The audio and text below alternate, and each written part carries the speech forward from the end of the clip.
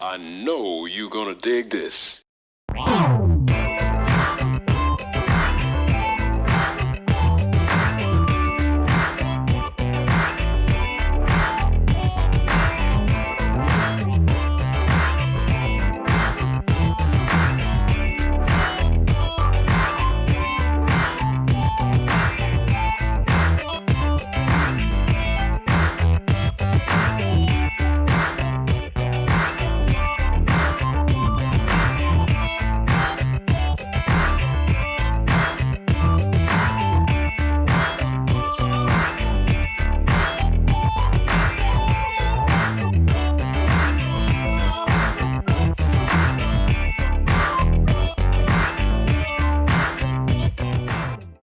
Well, hello, and welcome, everyone. I'm Skip, your Funktologist. This is the Funk Music Hall of Fame and Exhibition Center's award-winning show, Funk Chronicles, recorded live at DATV Studios here in Dayton, Ohio, zooming all the way in from Los Angeles, California, co-lead vocalist, guitarist, the member of the original Lakeside. Everybody, please welcome Mr. Otis Stokes. Otis, thank you so much for joining us. How are you this good day? I'm doing well, Skip. How about yourself? I'm good. Well, once again, thank you for coming on. We're looking forward to talking with you and just getting your experience, not only with the group Lakeside, but everything you got going on currently as well. Okay. So let's go ahead. So Otis, let's go all the way back to the womb. Okay. No, I'm just kidding. So Otis, go ahead and get us started. You know, your early days of coming up, you know, through elementary school, junior high into high school, and then how you started getting involved in the music. Why don't you take us back to that point? Oh man, yeah. I can't remember not being able to sing. I was always able to sing all the way back till, you know, like fourth grade. I remember my teacher, she used to ask me to sing after this class. We would finish our schoolwork, and she knew I could sing. I don't even remember. I think I might have been in choir then, a little youth choir, and she would ask me to sing "Swing Low, Sweet Chariot" when we had more time left in the class at the end of the day, and I would do that. And so I was always able to sing, and started getting into groups at an early age where, you know, you just start a group with some guys. Everybody couldn't always sing, but you just start a group because that was the thing to do, you know. So I began to sing in different groups, singing groups and so forth and so on. And as I got older, it became a thing where, you know, groups participated in talent shows, you know, because it was a big thing. And, you know, when you get the first screams from the girls, it kind of hooks you into the whole idea of the fame and the thing that goes along with that. So that was kind of what happened that got you hooked. So I started out in a group. My first real group was called the Bad Bunch, and I was in 3 different versions of the Bad Bunch. The first one was with Thomas Shelby, who is a member of Lakeside, a guy named David Turner, and Ronnie Jones, who was a fine first tenor singer. And that was my first group that we did like dinner dances and stuff like that, and talent shows.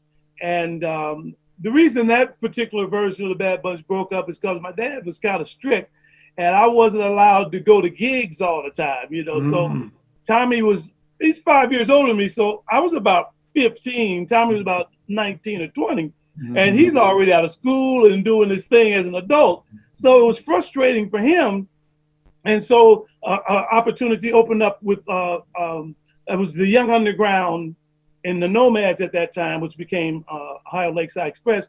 They would open up over there, and Tommy went and joined them.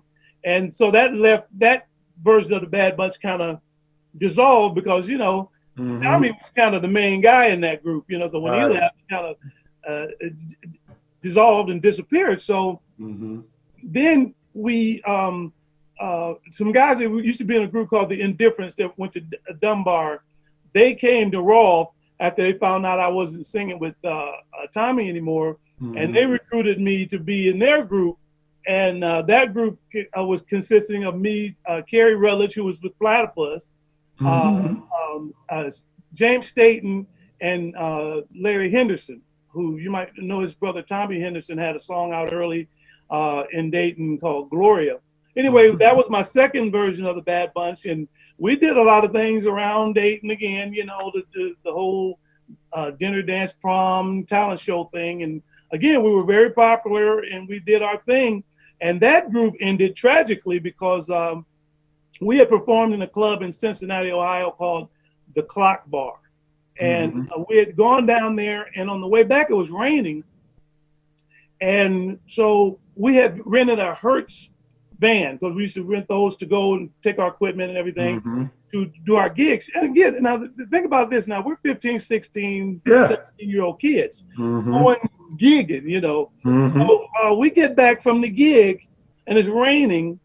And this is a story I like to tell because it plays kind of into my Christianity. I didn't realize the Lord was looking after me even before I knew he was looking after me. But we came back from the gig, and everybody wanted to go get something to eat. And my brother Ralph, who had traveled with us because he used to like to hang out with us when we did gigs, he went with us. But the rule in my house was if you leave together, you come back together. So we got out in front of my house, and everybody wanted to go get something to eat. And so Ralph was just dead set. He said, I'm not going. I don't want to go. And there was no reason. He just did not want to go get something. He said, but everybody hungry. So finally, we argued for a good 5-10 minutes. And finally, I had to get out of the truck and go in the house because my brother wasn't going. Right. So we go in. The next morning, I'm awakened to a phone call that all the guys had been in a tragic truck accident on Gettysburg. All of them, except one guy, our keyboard player, Anthony Calhoun, he only had amnesia for a while from the impact, but all the other three guys were in the hospital in critical condition. James Staten, who was driving, he didn't make it.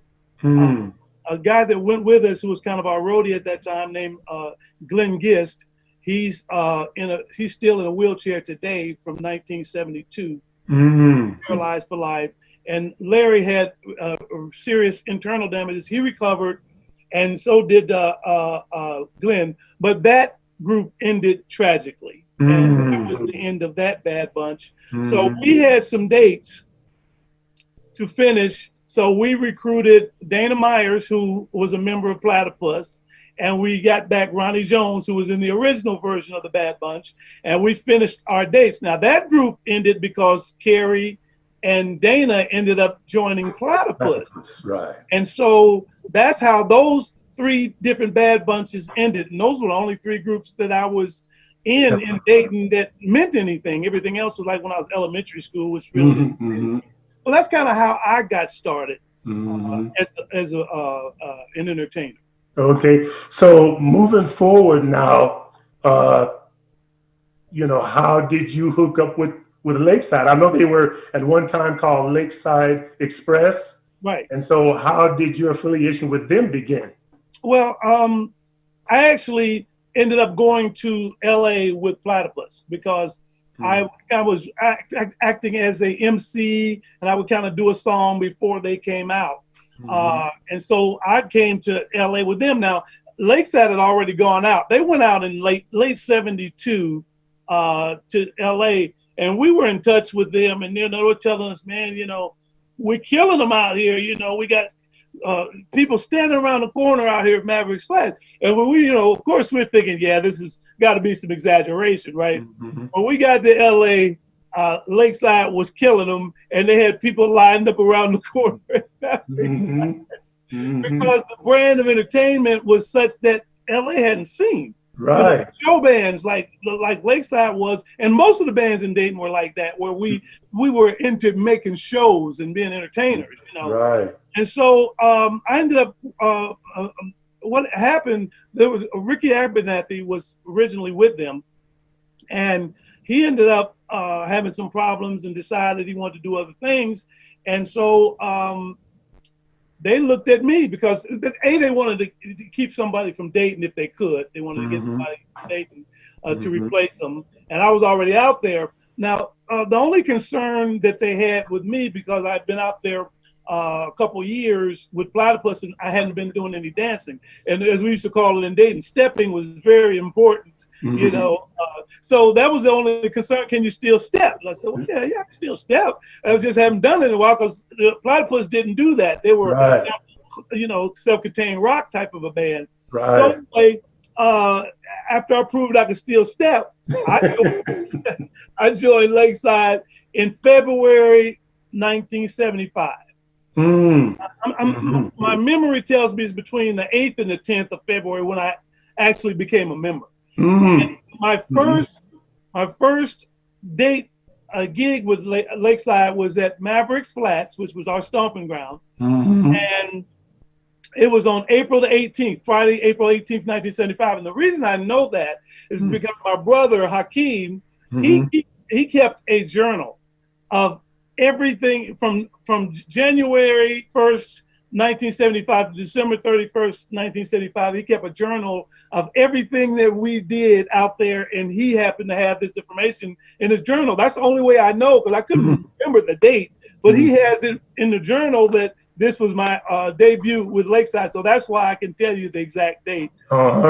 We turned it out, and it was interesting because you know, Lakeside was so popular as a local band in LA that everybody was interested in this new guy because they knew me as being with Platypus. Right. They didn't know that I could do what I was doing with Lakeside. Lakeside did, you know. And so we were a success, and from there we began to move into other areas, you know. So when you joined Lakeside, did that have something to do with Platypus kind of like fading away, or no? Well, what happened with Platypus, they decided that they didn't want to be looked at as a singing group in a band anymore. And what I did as coming out as MC and doing a little number, and then because I was doing it with the musicians, and then the singers, my brother Floyd Weatherspoon, Dana, and Kerry would come out.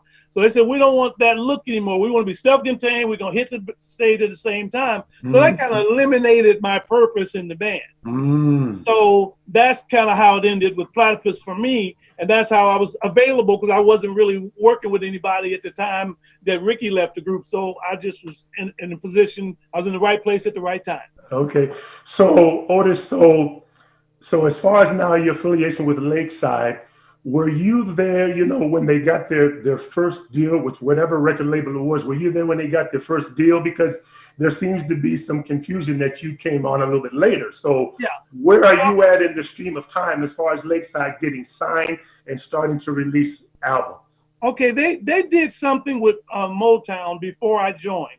They had a track out. I can't think of the name of it off the top of my head, but it ended up not being released. And it was a track that they ended up using for somebody else, but it was supposed to be Lakeside, but that never happened. I was not a part of that, so I can't speak on that.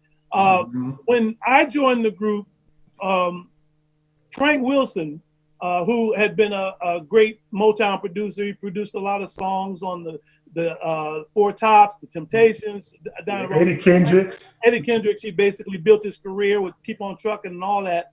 He left Motown and began his own production company. It was called Spec-O-Lite Productions. And he loved the band because he had seen us. And I don't know if he had seen the band before I joined or not, but I know he was a fan. So he approached us about signing us.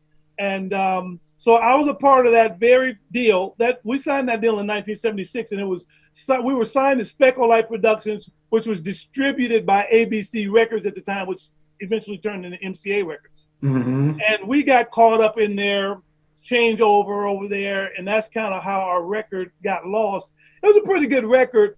We did one single out there called If I Didn't Have You.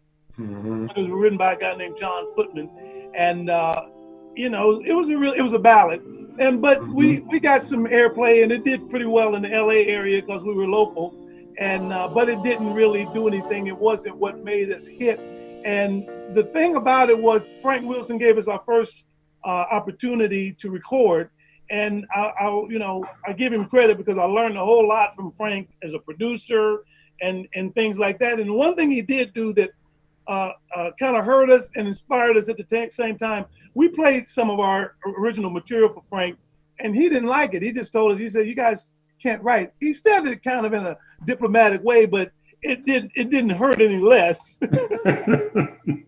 So when we kind of licked our wounds, we used it as inspiration and say, you know what, if we can't write, then we're going to learn how to write. And so we used it as motivation to learn how to write. And so it didn't work out with us and Frank in terms of our recording success, but we grew as people and as entertainers and as songwriters as a result of our affiliation with Frank. Right. Okay. So then now from there, then you went to where? Was that when Dick Griffey and Solar comes into the picture? Yeah, we were being courted by Norman Whitfield at the same time. Norman Whitfield was hot with Car Wash and Rolls Royce, and he was doing all that stuff. So he was hot as a firecracker, and he had Whitfield Records. And he was the guy that used to come down to Mavericks and look at all the talent. So he was a big fan of ours. And so he wanted to sign us. And so Dick wanted to sign us as well because he had just started Solar Records. It had gone from being Soul Train Records, which it turned from that into Solar because Don Cornelius didn't want anything to do with it anymore. So Dick bought him out and it became Solar. Anyway, Dick was talking to us about signing with him, and Norman was talking to us about signing with him. Now, we were kind of torn because this is the great Norman Whitfield, you know. I mean, you know his history as a songwriter. Oh, yeah, Temptations. Oh, my God. I mean, he did all that, Cloud Nine and Rain. And, you know, he's a brilliant writer and producer. And so, but the thing that killed it for me with Norman, he told us, he said, look, guys, you know, I'm not going to give y'all no, he's called it blood money. I ain't going to give you no front money, no blood money. I'm not going to promise the musicians y'all going to play on the records, you know, because if y'all out of town on the road, you know, I'm going to do the tracks. And when the singers get back, we're going to. And so I was looking at that. I said, well, and then he said, and I'm going to guarantee you a hit. I said, well, you know, as great as Norman Whitfield was, can't nobody guarantee you a hit because that's on too many things. So to me, it was like, well, guys, why do we want to go back and enter into another situation where, you know, that's what Frank did. He basically, our musicians didn't play on the record. Only person played on our first record with Frank was Fred Lewis. And he played percussion. He did some percussion on there, but none of the other musicians played because he used his studio musician guys, you know. So my thing was, Dick is offering us an opportunity to be ourselves. He had promised us we could do at least half of the album writing and stuff. And he said if we didn't have enough, then he was going to put in some stuff. But he was going to guarantee us at least half of the record of our own material. Plus, we're going to get to play and do our own thing. So I said, if we're going to fail again, let's fail again being ourselves. You know, because we were doing what somebody else's version of Lakeside was, and it wasn't us. And so that was the difference. And so finally, after some back and forth, we finally made the right decision and signed with Dick Griffey to Solar Records, and the rest, of course, you know, is history. So I guess then, Otis, it's safe to say that you've been with Lakeside from the start of their success to current. Absolutely. And that's the thing that counts because, you know, the history of the band goes all the way back to Dayton and all that stuff. But to me, Lakeside became Lakeside in 1976 when we signed with Frank Wilson. And the reason for that was because we were known as the Ohio Lakeside Express when he was signing us. And he said, you know, he said, guys, I got an idea. He said, why don't you guys just drop Ohio and the Express, because he said you got the Ohio Players, you got BT Express, you got other people with these names, and everybody just calls you Lakeside anyway. Why don't y'all just use that? That's how Lakeside became Lakeside. And that was in 1976. So that conglomeration or that group of people, which was myself, the original Lakeside on that particular group was myself, T. Mar McCain, Thomas Shelby, Mark Wood, Steve Shockley, Marvin Craig, Fred Lewis, Terry Williams, and I'm missing somebody, and me. That was the ninth person. So Terry Williams was the drummer on the very first album.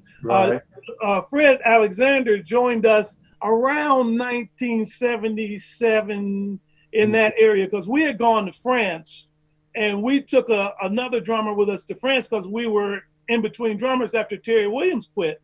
And we used Floyd Bailey, who went to France with us and played drums. And when we came back, we were looking for a drummer, and we auditioned some drummers, and Fred, Little Fred came in. We called him Little Fred because we had two Freds. We had Big Fred, we had Little Fred. Right. So he ended up getting the job because he was the best drummer that we auditioned at that time. Right. That's the version that's signed with Solar. Okay. So Otis, so now you guys are starting to get into the recording process. Like you said, Dick offered you guys to put some of your own material on it. I know the first song that I heard from Lakeside, was It's All the Way Live. And when I heard that, I was like, oh man, that beginning at boom, boom, boom, bum, bum. I was like, oh my goodness, we got some heavy brothers here. You know what? So as you guys are starting to record that album, what are you feeling as the recording process is taking place? And you guys are writing the songs and they're coming together. Are you feeling good? Like, man, I think we're gonna finally be able to do something.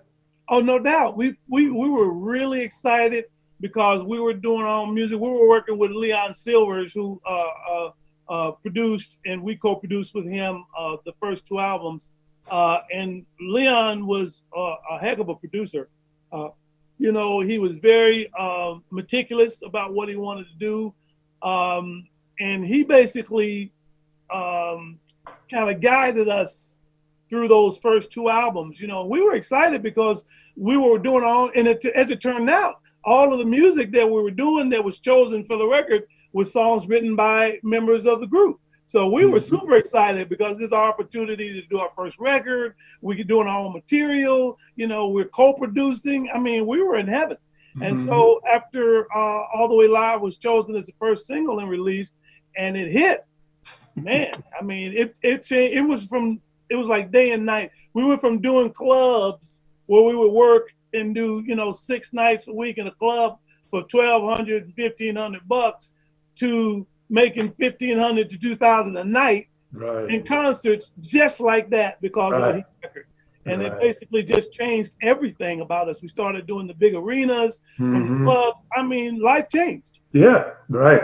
So as far as you guys writing the songs, was it a band thing to write the songs, collectively, or was it just maybe one person came in with an idea, everybody else built off of it? So how did you guys go about writing your songs?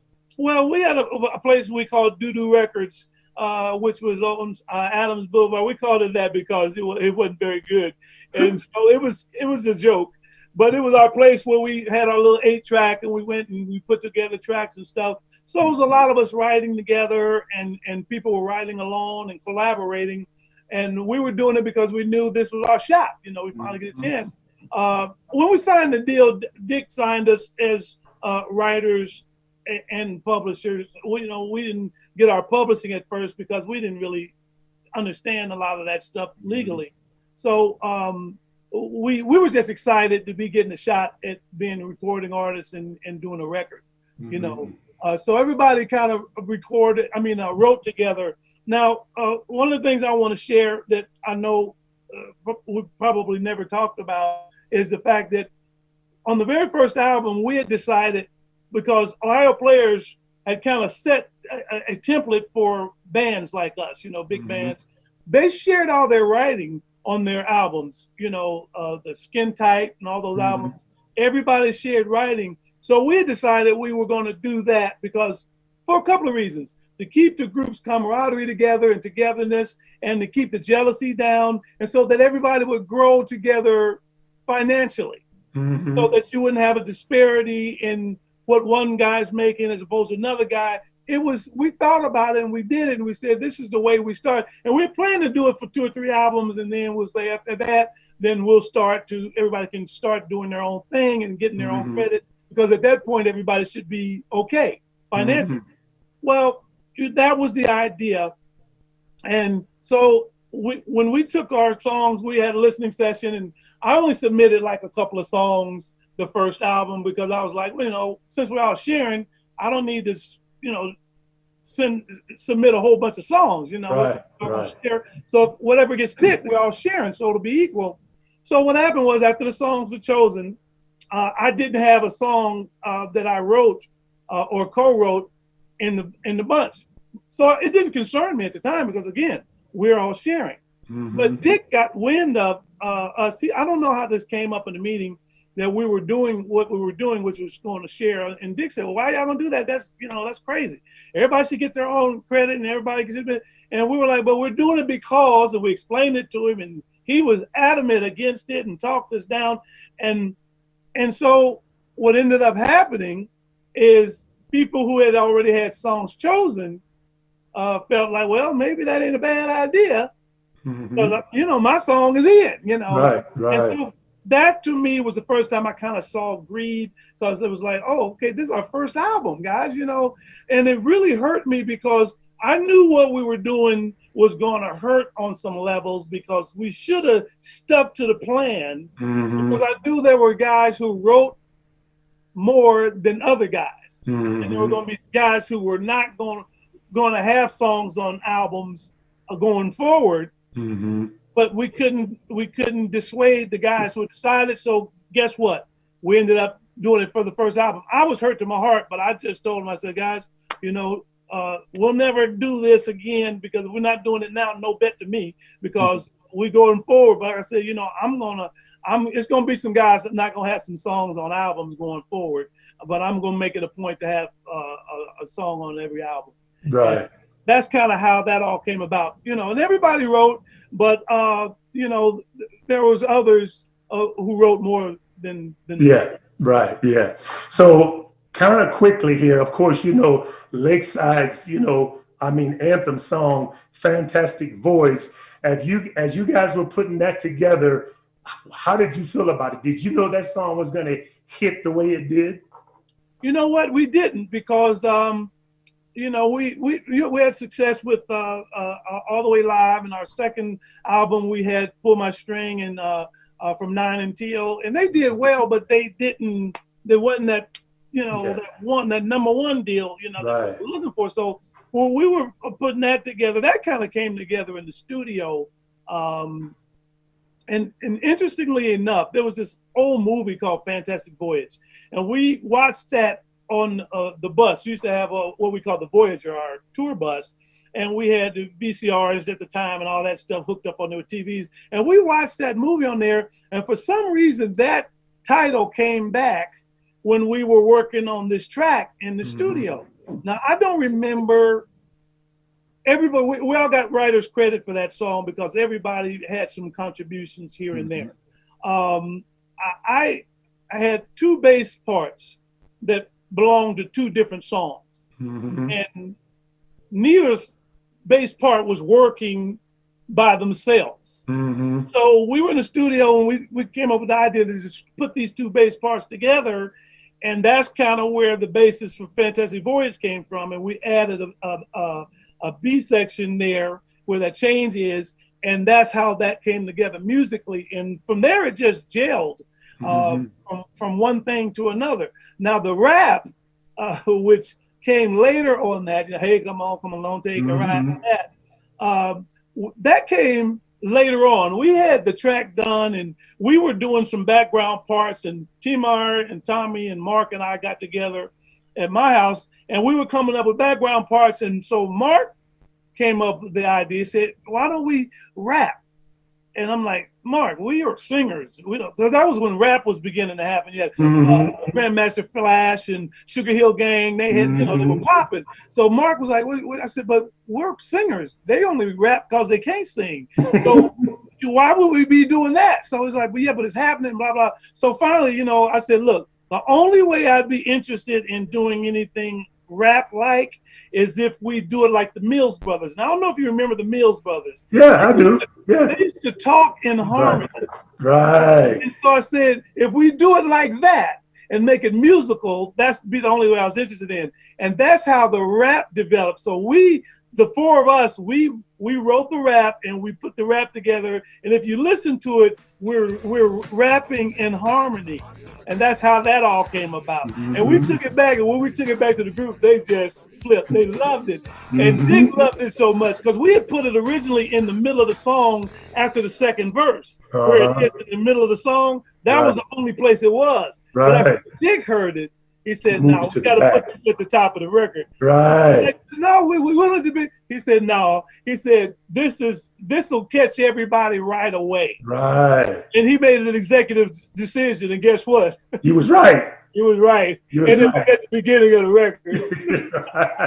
Okay. So Otis, of course, we know bands are made of many members, and sometimes, there can be, personality differences and conflicts and so forth in that. So from your version of it, what would you say that broke up the, that core Lakeside group that had those hits and that success back then? According to you, what was the, the catalyst that just broke the band up? We had come off of a record that, how do I say this? It was, the sales were starting to wane a little bit. Mm-hmm. And so, we were having some issues because Dick, he owed us a lot of money on our budgets, recording budgets, and he wanted to change that because, with the record sales dipping a little bit, he got to come up with these huge budgets. And so he started playing kind of some politics with us and kind of keeping us in the studio, keeping us from being able to go out and work. And so we were kind of getting squeezed to kind of cooperate with what it was he wanted us to do. And so I was kind of like, guys, we need to try to see if we can't get out of this deal and go somewhere else, because we still had credibility and a value as recording artists that we could have turned into something and got another deal and gone somewhere else and probably got new life. But, a lot of guys didn't want to leave. And so at the time this was all going on, Dick was making it hard for us in a lot of different ways.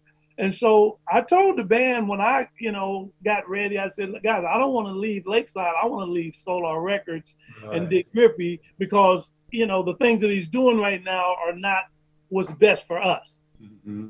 And so anyway, long story short, nobody really wanted to leave.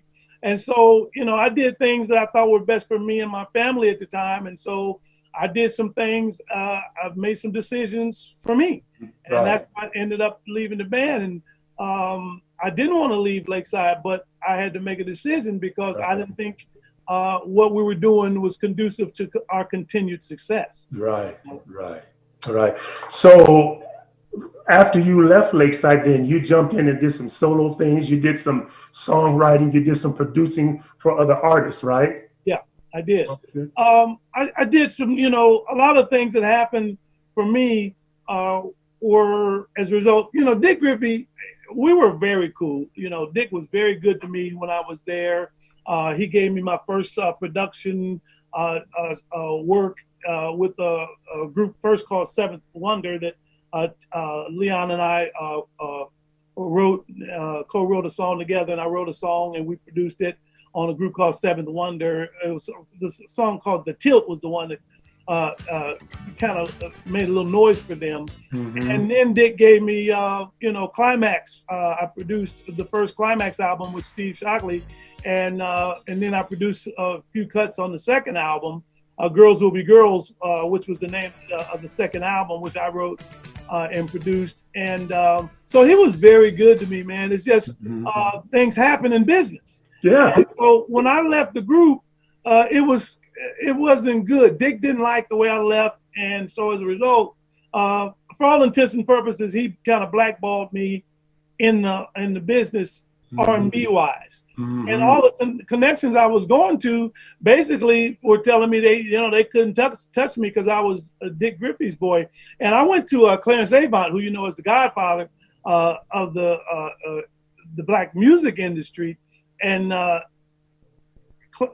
he was going to help me, and he asked me. He said, "Well, where you come?" I said, "I'm from Lakeside." He knew where I was from, so I said, "Well, let me talk to Dick." And I met with him again. He said, "Man, as much as I'd like to work with you, I can't do anything with you because you're Dick's boy, and that's the way we do it. We don't mess with other people's people." Right. And, as a result of that, a lot of the things I did were internationally because my business manager and my manager at the time, and who's my business partner still, Michelle Elizabeth, she had connections. She had been a publicist with everybody over the years, so she had a lot of connections. And so we did things internationally. She's French, so I did things in France with people. There was an artist over there called Emmanuel who was very popular. I did some things with her over there, produced some records on her. It was a South American artist called Geronimo that I did some things with. And then I ended up getting a publishing deal with EMI and publishing songs. And Jermaine Jackson recorded one of my songs on his album. And one of the highlights of my career was when I went to France and I opened for Rod Stewart at the Bercy, which is a huge venue in Paris, France. And I was his opening act. And I basically did all originals, things that I had put together and that I was working on for a solo album, which had not been released at the time. And I went over there and opened for him and was well received for somebody who didn't have a hit record. They just liked the music. Yeah. That was a huge accomplishment. Right. Because I was a big fan of Rod Stewart anyway, so to meet him and to work on the same stage as him was something I'll never forget. It was a milestone for me. Okay. All right. So let's move up and go back to Dayton. Of course, now, the Funk Music Hall of Fame and Exhibition Center is now in existence. And are you in support of that and recognize and agree that such a facility needs to exist to preserve the legacy of funk music?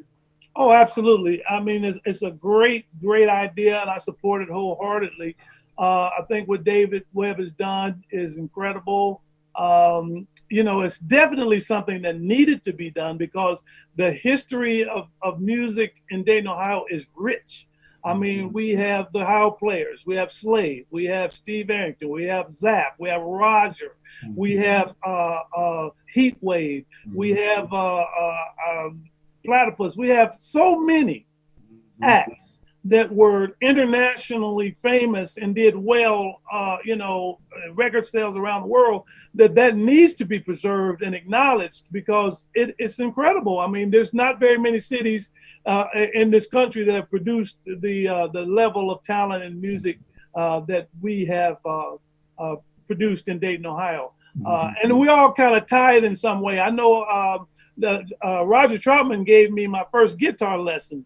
He was with a group called Roger and the Human Body Band. Right. And I went out to see them at Wampler's Arena. I think it was, if my memory serves me correctly, they were playing out there with the Young Underground. And I had never seen Roger, but I had heard about this dude. This dude is bad. And he played his guitar at that time through a Leslie cabinet with organs. And I mean, he was always innovative and doing, really, really innovative and new things. So after the show, I went to Roger and said, man, I ain't never seen nobody play the guitar through Leslie. He said, yeah, you do it. And I said, man, I'm interested in learning how to play. He said, I'll teach you. So he used to teach out at Sean Acres. It was an orphanage out on Salem called Sean Acres. And he used to teach out there. And he told me to come out there and he would teach me. So I used to go out there about 5 or 6 o'clock at the end of the day. And he gave me lessons for a while and got me started on the guitar. And I'll never forget that because people don't know how fine a guitarist that Roger was because he did the talk box thing with Zapp. They don't know that this guy was an incredible guitarist, incredible guitarist. And so he taught me, he got me started. And so I always give him credit for doing that. Okay. So Otis, if you have any, paraphernalia, some costumes or something sitting around that's just in the closet that you'd like to donate to the Funk Music Hall of Fame and Exhibition Center, why don't you let Mr. CEO David Webb know? Because I'm sure he'd love to have some of that just to, put into the museum. To just, again, support this whole Dayton vibe of funk, the various bands that contributed to it, and just what the look and the sound and the feel was like back when all of this stuff was really happening. So if you got something, we'd appreciate it. Absolutely. I'm going to see what I can come up with. I think I can come up with one of the stage outfits that we wear, and, we can put that there. Yeah. Because you can't wear it no more, can you? Yeah, I still wear it, but I just, it's just something I would be willing to donate, as a part of the Lakeside history, Okay. But I would definitely do that. But yeah, I think all of us groups from Dayton are in full support of what David is doing with the Funk Museum. Okay. I'm pretty sure of that. Okay. So, but the original Lakeside is still performing and together now, right? Yes, the original Yeah. Lakeside is performing. The only reason we're not performing is because of the pandemic. In fact, next month, September, we're supposed to be doing a date in Las Vegas. It's supposed to be a live streaming thing. There won't be an audience there, but we're supposed to be doing it with Confunction, Climax, and Yarborough and Peoples. And it's going to be streamed live. It's going to be like a pay-per-view type of thing. So that's something that people are starting to lean towards in terms of being able to do that and still be able to bring, some music to people semi-live or virtually live, or how you want to put it. Okay. All right. So in addition to your involvement with the original Lakeside, what else are you doing currently? Well, I'm involved with the LATF USA, which is a live online news site. And we do music and we do all kinds of things. No gossip. Everything we do is mostly topical news stuff and music, of course. And then I'm involved with the Hollywood Beauty Awards, which is an award show that my business partner, Michelle Elizabeth, it's her brainchild. And it's basically an award show for the behind the scenes people in Hollywood, the photographers, makeup artists, hairstylists, all the people who make all the people on camera look good. And it's become quite a phenomenon in Hollywood because the people who are behind the scenes are never really acknowledged. They're not giving no recognition. Yeah, and this is their night to shine, and it's become something in their community. They love it, they support it, and we're going into our 6th year next year. We also do a Daytime Beauty Awards, which is the science behind beauty, which is all the things that you have to do with the makeup and the things, how they're developed. So we have 2 different shows that we do yearly. We did not do the Daytime Beauty Awards this year because of the pandemic, and we didn't want to do a virtual. So we postponed it till next September, because we usually do it in September. But we decided to stand down on it because the whole idea of our show involves people and being together. So we didn't feel like a virtual show would work very well. Right. So Otis, what type of, contact information you want to put out there so people can kind of keep up with you, what you're doing? You got social media, the websites that you're involved with, from the beauty and the magazine, the online magazine, whatever information you want to put out there so that, our viewers can just keep up with what you're doing. Go ahead and put it out there. Well, just, you can reach me at OTIS, that's Otis at LATFUSA.com. And you can also reach me at just Otis at msn.com. Those are my 2 email addresses. I'm really not doing social media. I'm anti-social media, to be honest. So I don't do social media personally, but we have social media for all of the LATF USA and Hollywood Beauty Awards. That's all business related, but I don't have any personal social media, just for personal reasons. Yeah, I understand. All right. Also, I would like to, there's a couple of things I would like to do. How much time do we have left here? Oh, go ahead. We're good. There was some misinformation put out in regards to another Lakeside member who spoke on the Chronicles, did an interview, and some things that I needed to address about contracts that we had.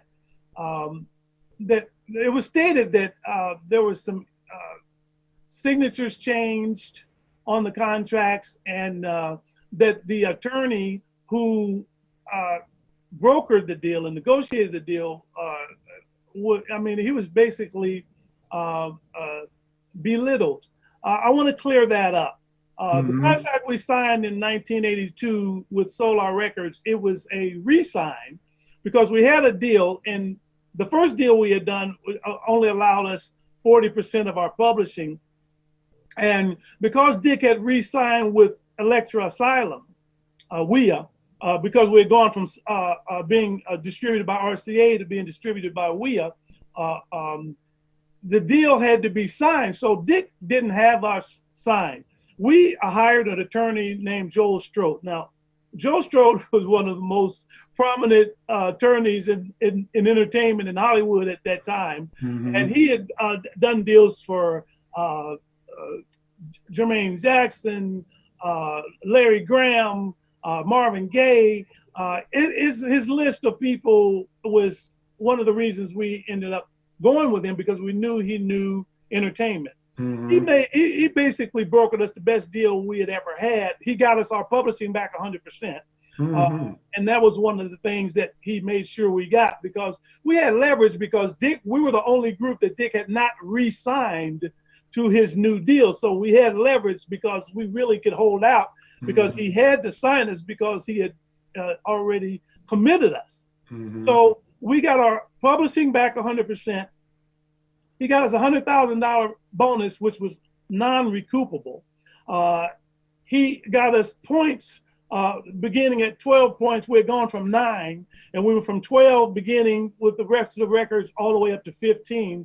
And everything he did in that deal was first class. The recording budgets were higher than we had ever had before, including the bonuses that went with them. So I wanted to clear that up. There was no changing of signatures on those documents. I have copies of those documents that we can see, that you can see that the original deal was the way it was. We didn't have a deal where we came back and had to change anything and re-sign. Once the deal was approved by Dick and by our attorneys, we signed the deal. Mm-hmm. That was what happened. There was no such thing as me joining the group at the same time as Lil Fred. As I told you before, I was in the group on the first album right. at ABC. So that speaks for itself. Mm-hmm. And I told you when Lil Fred joined the group, he joined in like 77, right before we signed with Solar. Right. That's when he came up. We were already with the group. And according to what he claimed, we were signed later after the Shout of Love record we were doing the Shout of Love record. I don't even know how that could work, mm-hmm. but that was his account of it, which is completely untrue. Mm-hmm. And the reason I talked about the Bad Bunches is because he claimed that I was a troublemaker in all the groups, and I broke up or had something to do with destroying bands, which it was untrue. I told you how each one of those groups dissolved, and it was all amicably. There were no problems with anybody. I'm still friends with all of those guys. We still get along. Like I said, I came to LA with Platypus, and so there's no substance to anything he said. I don't know why he would say that. Only he could tell you. And I wanted to correct something too as well. The Lenny Williams record, Because I Love You, which is his classic song. We did backgrounds on that, but by we is myself and T-Mar McCain and a guy named John Fox, who was one of Frank Wilson's writers. In fact, John Fox wrote a song for Eddie Kendricks called Skipping Work. I don't know if you remember that song. But that was a great song. And so, but the song he wrote for us, we didn't think was the Skipping Work. But anyway, he was a great guy and a songwriter, and we did the backgrounds for Lenny Williams. He kind of implied that he was involved on that session, and he was not. And I'm only saying that because Frank Wilson, he was a Christian at the time, and we were becoming Christians, and Frank used to use us a lot for backgrounds because we were young Christians, and he was kind of mentoring us and bringing us along. So he brought us in, and we did a lot of backgrounds for him. He had Marilyn McCool and Billy Davis, and he had Newbirth. He had Lenny. He had this woman called Renee Geyer. She was an Australian artist. She was really good. And he had someone else I can't think of. So he was bringing us, we were had become his background singers he used on a lot of records. So I wanted to clear that up and give credit where credit was due. I have no animosity with anybody in Lakeside because I always go to the positive. We had a legacy of music that we created that will lived long past us. Mhm. And, that's something to be proud of. And as I did with Dick Griffey, with Solar, I always looked at the positive and said, look, this guy, whatever he did, he was the guy that gave us our first shot. Mm-hmm. He gave us a career, and whatever happened on the negative side happens because business is business. Yeah. Bottom line is we all have careers as a result of this man, and I give credit where credit is due. Okay. All right. Well, man, Otis, thank you so much for coming on and sharing all that with us. It's great to get, your side of the story, your involvement, your comings and goings with the band. And like you just said, boy, Lakeside, they're etched in history. There's no question about it. And that's something to be proud of, Yeah, certainly to know that no matter what, your music is going to live on long past your years, and people will be listening to Lakeside music from now on, as long as there's record players and CDs and radios. Yeah. Hear this music, and that is really something to be proud of. Exactly. I feel blessed. Okay. Well, Otis, we wish you nothing but success with all of your future endeavors. Once again, thank you so much for coming on, and we'll stay in touch. But until next time, man, have a great rest of the day. Thank you. You too, and keep the funk alive. Okay, we sure will. All right, everybody, we just finished speaking with Otis Stokes, member of the original Lakeside. You have been watching the Funk Music Hall of Fame and Exhibition Center's award-winning show, Funk Chronicles, recorded at DATV Studios in Dayton, Ohio. Everybody, please be safe, and until next time, keep it funky.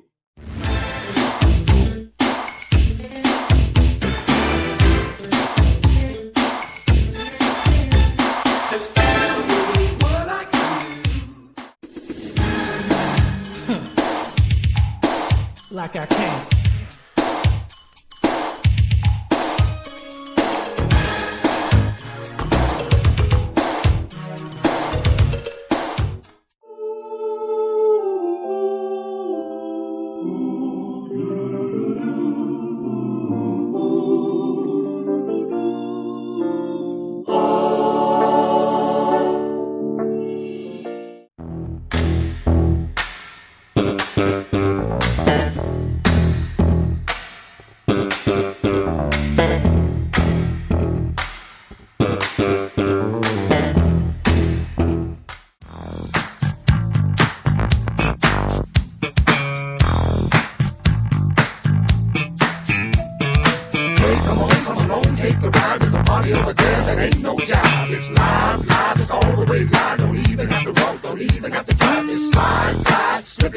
Just forget about the troubles in your 9 to 5 and just say